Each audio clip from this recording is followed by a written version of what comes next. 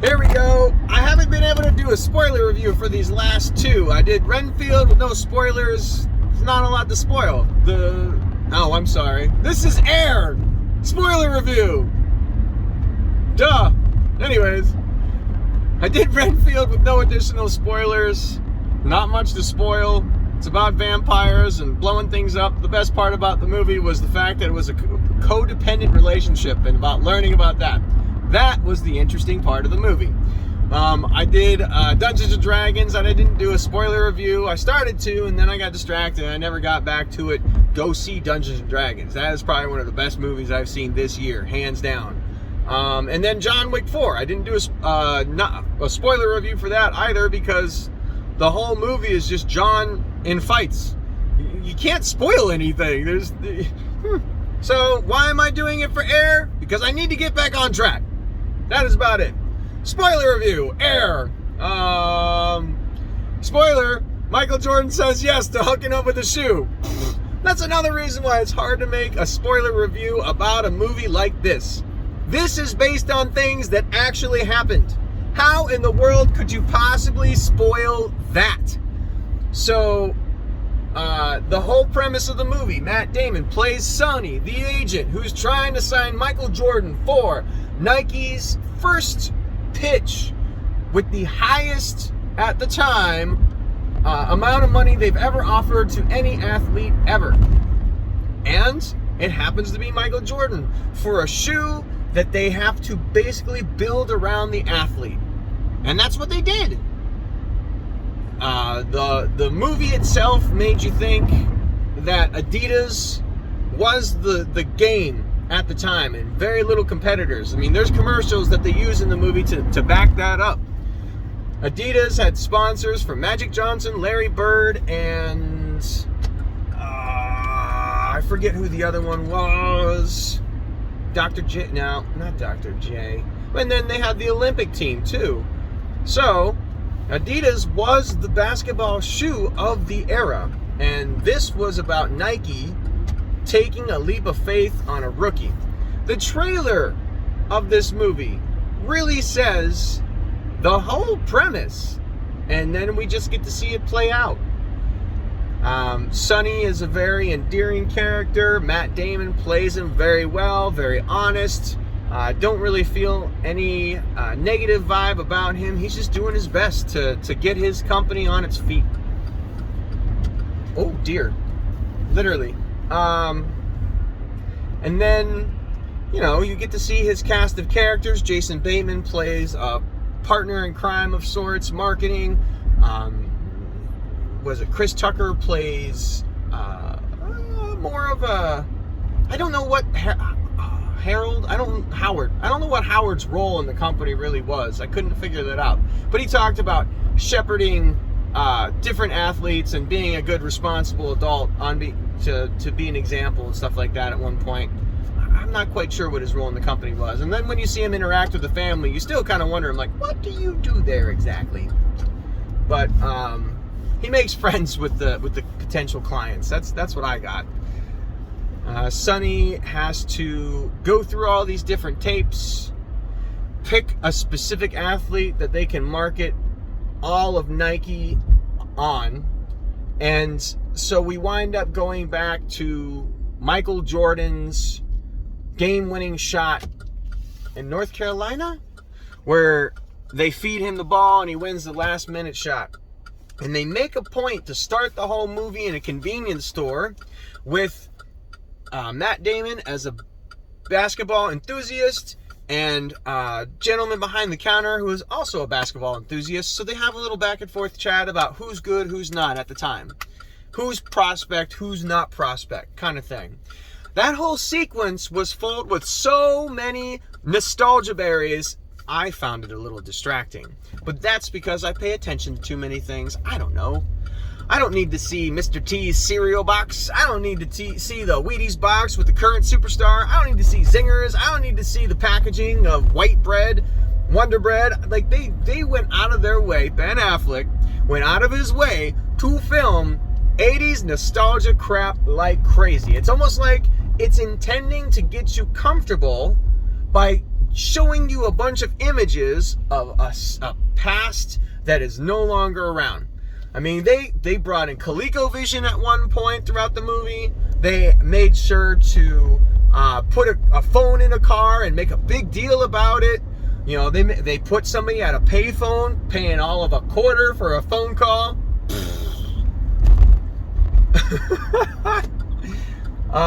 Pager, they had a pager. They really aired it correctly, but in certain points, for me personally, I found it a little distracting because it felt like it was comfort food for the eyes.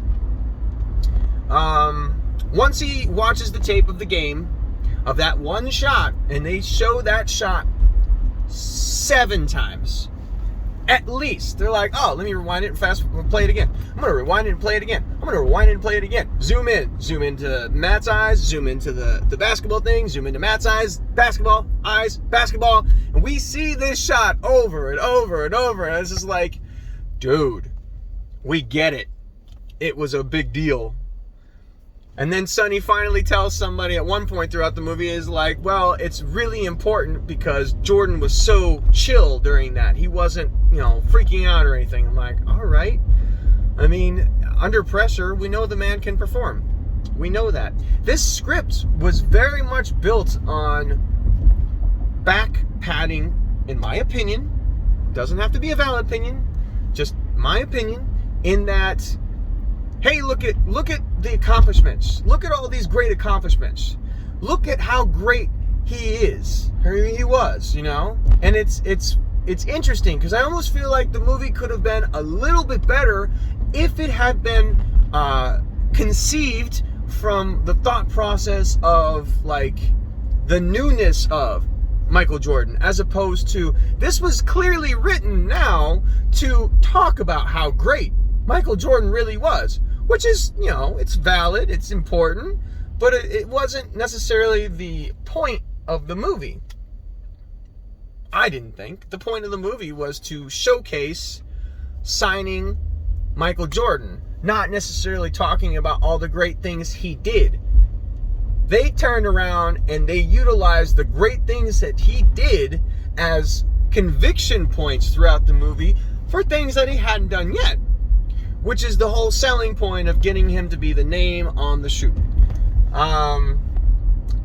Matt Damon winds up being a little bit aggressive. He goes and talks to the agent. The agent gives him all kinds of crap. He's like, listen, Michael thinks that, Nike's trash. He loves Adidas. He's not going to pick anything else because he only loves Adidas, and he'll never talk to Nike.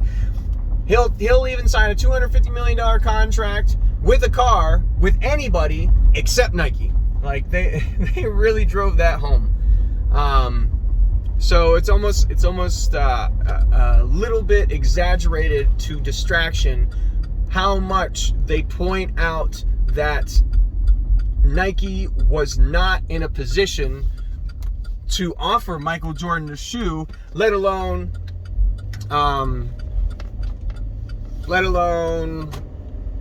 desired it, because he didn't. Like I said, they really made sure we understood that Michael Jordan did not want Nike to be anything in his life at that point. So he's talking to the agent. They have some back and forth. We get a good feel of the agent. I don't remember the actor's name. He's kind of a douche character, not the actor, just the character. But it comes across very clean in the sense that, like, I think I've seen him play kind of that character before, where he's kind of douchey. He says some real off-color stuff about how to run the business correctly in relation to that character and this agent, and how to get in touch with Michael Jordan even though there's not a chance in hell, and blah blah blah blah blah. So we get past all that, then we get to know more of the characters. Got to see Chris Tucker and establish that relationship. Got to see Matt Damon go and talk to Damon Wayans, who is, I believe, coach for the assistant coach for the Olympic basketball team in '94. I forget. The way that they shot that particular sequence, me and my buddy both thought it was interesting because they did some over the shoulders that were like out of focus and in focus and stuff like that, and those were interesting shots. They didn't seem necessary, but they grabbed our attention in that, like, why did you do it that way? And basically everybody's saying the same thing over and over and over. And what is that? Michael Jordan will never sign with Nike. Over and over and over. We get it. We get it. The whole movie is built on that premise. Michael Jordan will never sign with Nike. All right. So, we move forward through the movie. We wind up, let's see here. Oh, there's a kitty. We wind up having to push the envelope. So Matt Damon's character Sonny doesn't feel like he's getting anywhere, and he's told directly by the agent, you better not contact the family, otherwise I will have your ass. He goes on this whole diatribe at one point. He's like, hey, if you dare talk to my client in any capacity, I will eat your nuts.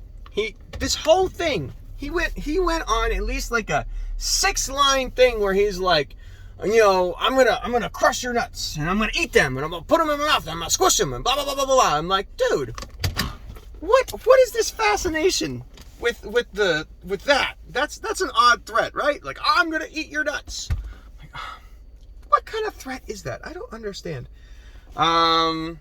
Move forward through that. Everybody tells him not to go and bother the family, otherwise it would be his job. Of course he's going to go do that, otherwise how else would he sign Michael Jordan? So then we fast forward a little bit, and he's in North Carolina driving in a car that he got as a rental that has a car phone. Got to make sure to show us technology of the 80s. And then, you know, he tells everybody, he's like, oh, I'm there. I'm doing the thing that everybody told me not to do, which is great. You know, it's necessary. Then we get to Ava DuVernay? I cannot remember that actress's name. He talks with Michael Jordan's mother, played by the Barbarian Queen. Fences, Amanda Waller, The Help. Two-time, I believe, actress winner, I think. Definitely nominated a number of times. And she tears up the scene. Everything that she's in. So Matt Damon gets into town, talks to James Jordan, and then talks to Mrs. Jordan, and they go to the backyard, and they have this very interpersonal connection, and just naturally talking about each other's families. Why was Sonny named Sonny? And there was a great line in there, actually, where Sonny's like, here I am in North Carolina, and all we've done is talk about me. You're very good at this. And it's like, yeah, it's called being personal. It's about finding an interest in another human being and talking about that, as opposed to being like business. So I understood basically where she was coming from in that. I thought that was a pretty interesting sequence.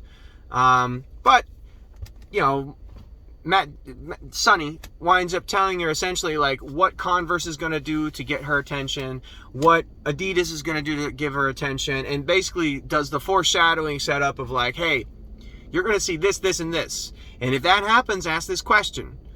And then you're going to see this, this, and this. And if that happens, ask them a question. And both of these come to fruition. It's like, oh, so what's going to make Michael stand out at Converse? It was Converse that had Larry Bird Magic. Anyways. And they had no real answer, you know. They were all business suits, wearing the red ties to make them think of the Bulls, with the Rolex on. It was this whole thing. And they're like, yeah, he'll be number 4, which is great. You'll be in the same sentence as Larry Bird and Magic Johnson. And of course, you know, Mom doesn't want to hear that. She's like, listen, Michael is going to be Michael Jordan. There will be no conversation in relation to him and what he will accomplish. And that's what she wanted to hear. So Matt Damon calls that out in foreshadowing. They wind up doing it in the future. And then they do the same thing with Adidas. Apparently, the owner of Adidas had passed. They make a bunch of Hitler jokes or Germany jokes. They're like, his name was Adolf, for God's sakes, blah, blah, blah. You know, he's German. They really kind of bag on Adidas, which makes me wonder, like, how much Nike had to do with the script work and the decision-making in relation to the overall story. I'm sure some portion of it. It's got their name all over it. It's a movie about what they did, so it's like they're trashing the competition a little bit, maybe. Trash talking the competition a little bit, maybe. And And then Adidas, they were like, oh, who's in charge now? And you could see the argument between the heads of Adidas now since the one gentleman passed away. So basically it gave the mother all the ammunition she needed to call up Nike and be like, you're right. They did exactly what you said they were going to do. I'm going to take a meeting with you. And then, of course, this was a surprise to everybody. Like, oh my gosh, they took a meeting with you. You know, and the agent and him have another back and forth over the phone after he went to North Carolina. Initially, he's like, how dare you do this? I'm going to eat your nuts. Whatever. And then after that, she sees the two things occur, that they have the same phone call again between the agent and Sonny, and the agent's like, hey, we got a meeting now, apparently. So I can't tell you what the offers are, but you better have an offer for us. It's worth having. And then the next chunk of the movie is just Matt Damon, Jason Bateman, the guy that is in the basement designing the shoe, who apparently died just shortly before the movie was announced. They're all collaborating to make the shoe based around Air Jordan. And then and then there's a whole discussion of where that name comes from, whether or not it was the agent that came up with Air Jordan, or whether or not it was the shoe designer that came up with Air Jordan. It seemed like kind of an inside joke kind of thing. I'm going to sneeze. And then the big thing is, well, we need more red in the shoe because it's the Chicago Bulls. And they talk about how the history of the NBA requires a certain 51% of the shoe has to be white, which is a fascinating thing. I'm like, why would they even make that? Seems like a bogus, silly rule. But whatever. So then they wind up talking about the contract that they're going to have, where Michael Jordan's going to get $5,000 fines for every game, but Nike will cover it. I'm like, oh, that's fascinating. And I'm assuming that's really what happened. And then they design the shoe. We don't get the big shoe reveal until the actual meeting. Throughout the course of the movie, they make sure not to show Michael Jordan a single time, which I think had maybe some likeness right issue, perhaps, or like you can't show his face or the likeness of his face, perhaps. It would have cost more money. I have so many questions about the contract negotiations in relation to the companies that were represented and the people that were represented, and what kind of say they have, because it's based on a true story as opposed to fiction. We fast forward through the shoe design. We get the Jordan family over, the board meeting with Nike, which is just like a banner and some snacks. And I'm just like, man, this is the weakest board meeting I have ever seen in my life. Why would anybody, but again, this is the 80s, so maybe I've just been led to believe that the wow factor of convincing somebody to sign a contract with you has been upped over the time. And that was just like basic stuff back then. So we get Chris Tucker coming in late to the meeting for some reason, something about food, and then he interacts with the family, and it just seemed awkward to me as opposed to like a natural, organic kind of meeting. So again, it just reestablished. I thought Chris Tucker's character at large was just a little awkward and eccentric, and I know that Chris Tucker is awkward and eccentric, so it makes me wonder like how much acting is in relation to that. And Jason Bateman's kind of the same thing throughout the whole movie. He's just like Jason Bateman, the way that I'd seen him in Ozark, maybe a little less severe, because in Ozark he's trying to launder money for the mob, and in this he's just trying to win a shoe deal. Jason Bateman has a scene earlier on that talked about his relationship with his daughter and his divorce, and he only gets to see his child once a week for 4 hours, so he brings her a pair of shoes and Nikes to help create a special special bond. It's fascinating. We're at the board meeting. Chris Tucker comes in late, and then they set up that Phil, Ben Affleck's character, will come in late on purpose to show like how busy he is and what a big deal it is that he's coming to the meeting and everything. And then he's just this weird, awkward guy where he's like, oh, I was just going to explain everything. Oh, and now over to you. Like, it was an odd performance in that. I thought the rest of the movie, Ben Affleck did really well, but that particular sequence, intentionally awkward, didn't come across very genuine. Felt like a bad acting class moment that anybody could have portrayed in their bad acting. Not that he's a bad actor, not what I mean.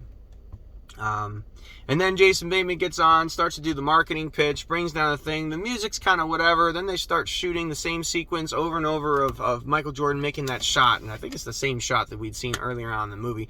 And then Sonny's like, stop everything. This ain't going to work. And he turns around, he talks to the Jordan family directly, and he just kind of pitches something from his heart.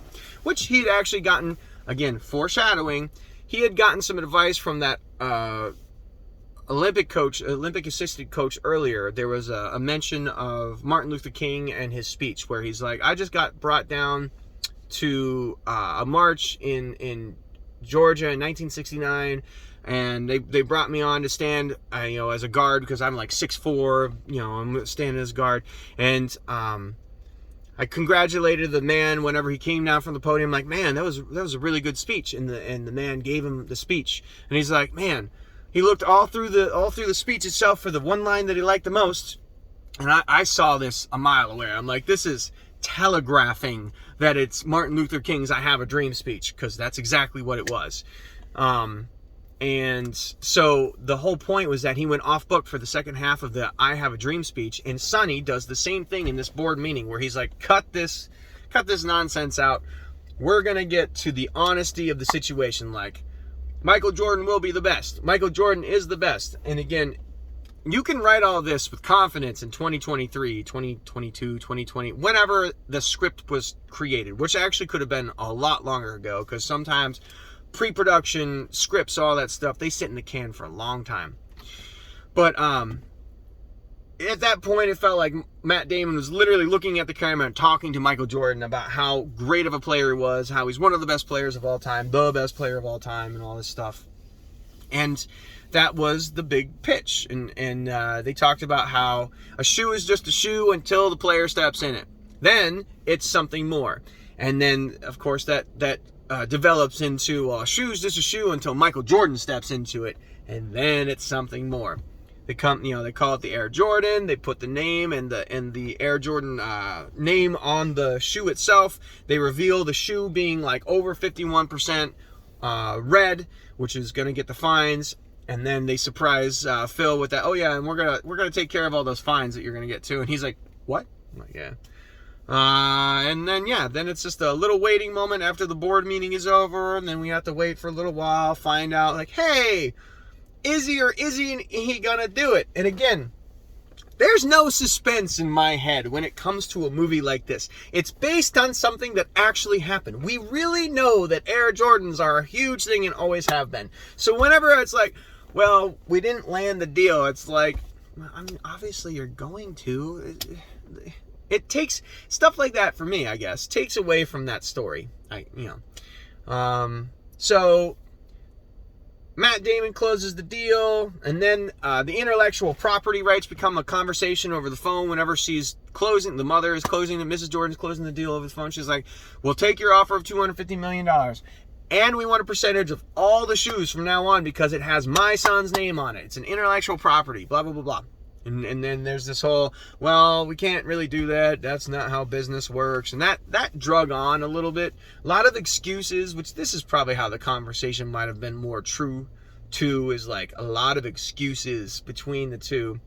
He takes the information upstairs to Phil, the CEO, Ben Affleck. He's like, hey, we didn't land a deal because they want to do this with the thing. And he's like, you know what? Let's do it. Oh gosh, speaking let's do it, just do it. There was a moment on the phone between Matt Damon and Sonny and Mrs. Jordan, and she says something, he's like, just do it. And I was the only one, and everybody kind of fell suit. I was like, ha, just do it. And then I look around and people are like, yeah, this is funny. I'm like, I'm sure that was intentional. And so they close the deal on the shoe. They guarantee Michael Jordan this Mercedes red Mercedes he's been talking about all throughout the movie, and the intellectual property rights. And then they go into the historical facts in relation to each character and who they really were or what continued to happen. The Martin Luther King speech is real. He'd been offered millions of dollars for the thing. The agent is really a douche, and he really did sell his company for a lot of money, and he really was a lonely guy. Sonny wound up being a representative for the 2004 15 NCAA basketball intellectual property rights with the basketball players there. Chris Tucker's character, I think Howard went on to, or he's still like the vice president of Air Jordan to this day. The shoe designer, they said that's where you find out that he died just before the movie itself was announced to be in production. Nike buys Converse, it points out, and Michael Jordan makes $400 million of passive income a year. 25 minutes. I gotta stop talking. All right, so there is the Cliff Notes version of an hour and a half or so movie, if you can even keep up with me, because no notes, just a memory, and I could probably recite way more than I should about the movie. I got the craziest memory, I guess.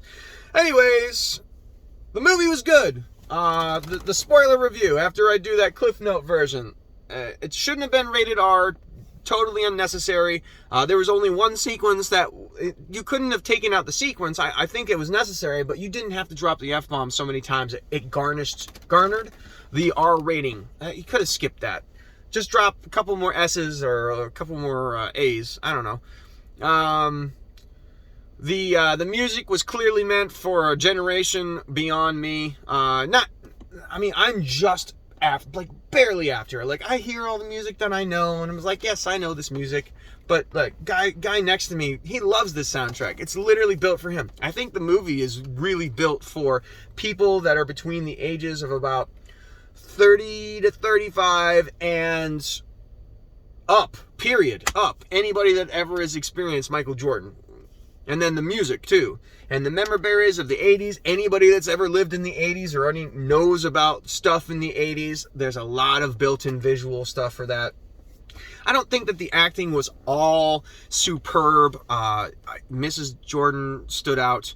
Ben Affleck actually kind of stood out as like two of the better spots. Matt Damon was really good at what he did. He had conviction and everything, but it was a role I'd seen him play before in Ford v Ferrari, so it didn't really do much for me. And as far as disappearing into the role, I just see this like earnest Matt Damon kind of guy, so I'm just like, eh.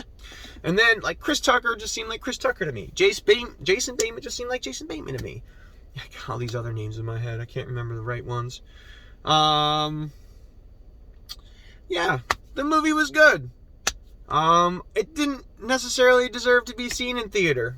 I'm gonna have to really keep that in mind in relation to like, what do you see in theater and what don't you? These, based on true stories or I don't know, not historical pieces, because different historical pieces can be really good in theater. But there are certain movies that you can tell, like this could have been on a streaming direct. You know, I know it needs to recoup its money, and I know the theaters need content to survive in today's era, but there are still certain movies that you could just stream them. Don't bother going to see them in theater. Not that don't bother, but this movie didn't need to be seen in theater. Horror movies are good to see in theater with a crowd of people that are like, all at the same time. Like, that kind of stuff is good. The comedy of this movie, or the script work of this movie, was probably the most audience capturing, at the same time atmosphere driven stuff, where we all kind of laughed at the same time, or, you know, we all got the jokes, or this, that, or the other. I'd say, you know, maybe a 6 out of 10. I think I got a little overhyped with how much everybody was talking about it. And yeah, there's a 30-minute video about Air with the cliff notes of how the movie went. YouTube video, so like, subscribe, all the things. I'll post this. If you don't watch it, if you do watch it, good for you. You lasted this long. The whole point of watching it at this point is just me go, woo, crazy. You'd think that I was like drunk or something. Just talking about movies with my enthusiasm, as I do. Thanks for watching. Zach the Bartender out, and don't have a good day. Have a great one.